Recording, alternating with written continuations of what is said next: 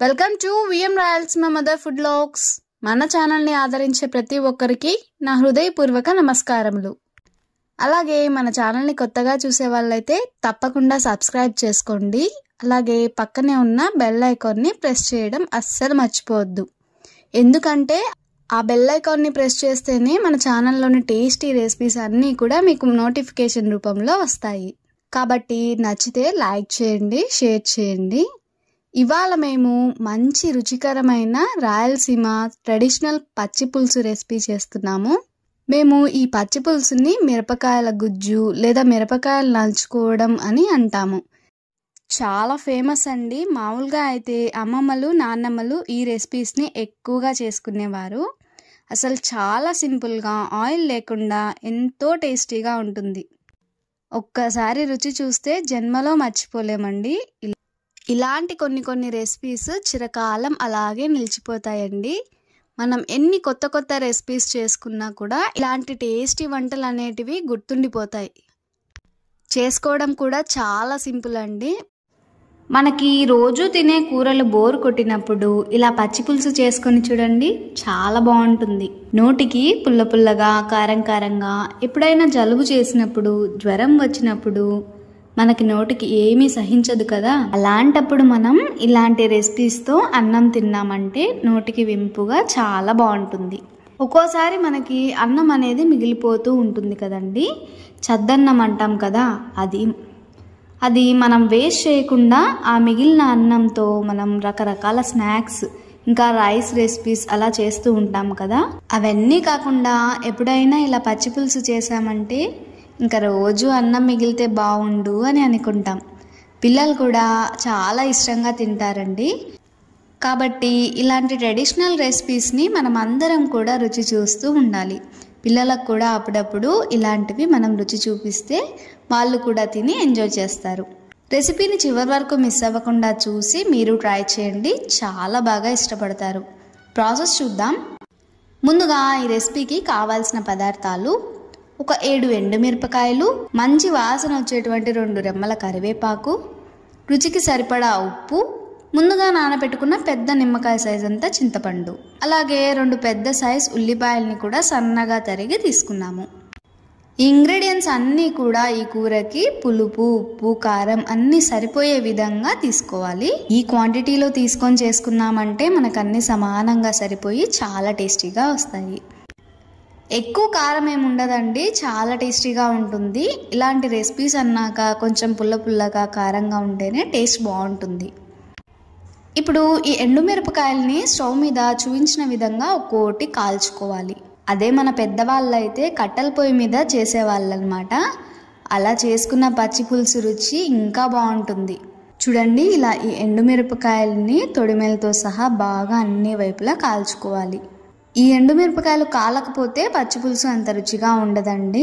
మనం ఖచ్చితంగా ఎండుమిర్చిని ఇలా బాగా కాల్చుకొని ఒక ప్లేట్లోకి తీసేసుకోవాలి.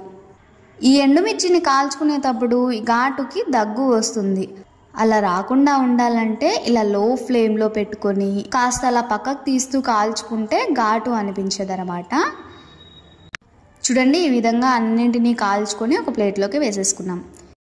ఇప్పుడు ఒక బౌల్ తీసుకొని ఈ ఎండుమిరపకాయల తొడిమెలు తీస్తూ వేసేసుకోవాలి.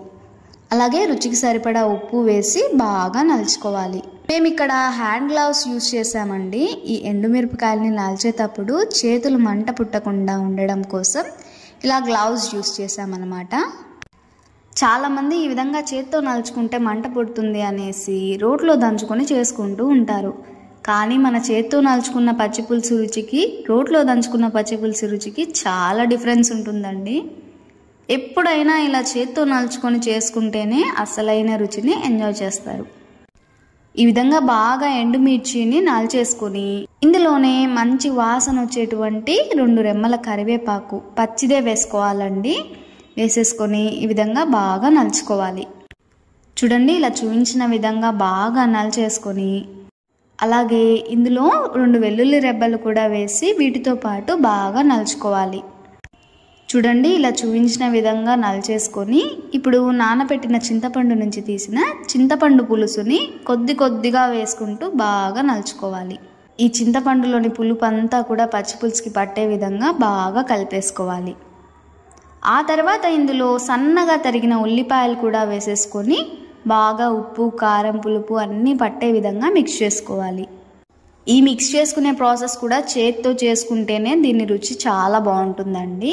మనం ఏదైనా స్పూన్ కానీ గరిటె కానీ ఏదైనా మ్యాషర్ కానీ వాడామంటే మాత్రం దాని అసలైన టేస్ట్ని ఎంజాయ్ చేయలేం. ఇప్పుడు పులుపు సరిపోయిందో లేదో చూసుకొని సరిపడా చింతపండు పులుసుని యాడ్ చేసుకొని బాగా మిక్స్ చేసుకోవాలి. ఇలా ఉప్పు, పులుపు, కారం అన్నీ సమానంగా సరిపోయే విధంగా అడ్జస్ట్ చేసుకుంటూ కలిపేసుకోవాలి. అంతే, చూడండి మన రుచికరమైన ట్రెడిషనల్ పచ్చి పులుసు రెసిపీ చాలా ఈజీగా త్వరగా రెడీ అయిపోయింది. దీని రుచి చూసారంటే ఎవరైనా సరే చాలా ఇష్టపడతారండి. ఇంకా ఈ రెసిపీ మీ మెన్యూలో చేరిపోతుంది, అంత బాగుంటుందన్నమాట. ఈ రెసిపీ అంటే మా ఇంట్లో వాళ్ళందరికీ కూడా చాలా అంటే చాలా ఇష్టం అండి. ఎస్పెషల్లీ నాకైతే చాలా ఇష్టం. ఇది రాగి సంగటిలోకి కూడా చాలా బాగుంటుందండి. కానీ వేడన్నంలో కంటే కూడా చద్దన్నంలోకి అయితే సూపర్ కాంబినేషన్. మరి ఈ టేస్టీ అండ్ ట్రెడిషనల్ రెసిపీని ప్రతి ఒక్కరూ కూడా ఖచ్చితంగా ట్రై చేసి చూడండి. టేస్ట్ చూసిన వారెవరైనా సరే దీని రుచిని జన్మలో మర్చిపోలేరు. మన అమ్మమ్మల కాలం నాటి ఈ రెసిపీని మీతో షేర్ చేసుకోవాలన్న ఉద్దేశంతో ఈరోజు చేసి చూపించాము. మరి ప్రతి ఒక్కరూ కూడా ఖచ్చితంగా ట్రై చేసి మీకేమైనా డౌట్ ఉంటే నాకు కామెంట్ చేయండి, ఖచ్చితంగా రిప్లై ఇస్తాము. మీరు ప్రిపేర్ చేసి మీకు ఎలా వచ్చాయో నాకు కామెంట్ సెక్షన్లో షేర్ చేయండి. అలాగే మీరు ట్రై చేసిన ఆ రెసిపీ పిక్ని మా ఇన్స్టాగ్రామ్ని ఫాలో అవుతూ నాకు ట్యాగ్ చేయండి. బై ద వే ఫేస్బుక్ పేజ్ని కూడా విజిట్ చేసి రెసిపీని చూసి లైక్ చేయండి. కొత్తగా మన ఛానల్ని చూసే వాళ్ళైతే సబ్స్క్రైబ్ చేసి పక్కనే ఉన్న బెల్ సింబల్ని క్లిక్ చేయండి. మేము పెట్టే ప్రతి వీడియో మీకు నోటిఫికేషన్ రూపంలో వస్తుంది. అలాగే మీకు తెలిసిన వారికి షేర్ చేయండి. మీరిచ్చే లైక్స్, షేర్స్, వ్యూసే మాకు సపోర్ట్. ఈ రెసిపీని చివరి వరకు చూసిన వాళ్ళందరికీ నా హృదయపూర్వక ధన్యవాదాలు. మరో మంచి రెసిపీలో కలుద్దాం.